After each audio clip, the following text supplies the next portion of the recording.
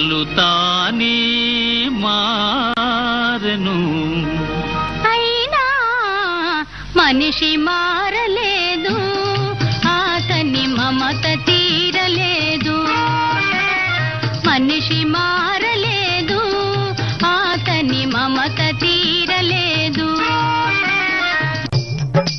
నేను రైతు పక్షపాతిని, అందుకే విద్యుత్ ఛార్జీలు తగ్గించమని అడిగితే నేను బియ్యం ఫ్రీగా ఇస్తాను. అధికారంలోకి వచ్చేదాకే ఆ మాట.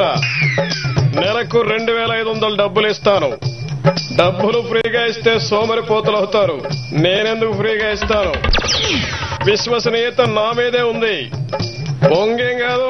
మరి 2004, 2009లో తుక్కుగా ఎందుకు ఓడిపోయావు? నేనే కాబోయే ముఖ్యమంత్రిని. ముఖ్యమంత్రి ఏం కర్మ, ప్రధానమంత్రి అని కూడా అనుకో, లేదా కలలుగాను.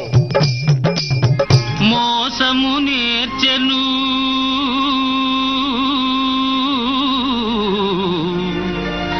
అసలు తానే మారెను, అయినా మనిషి మారలేదు,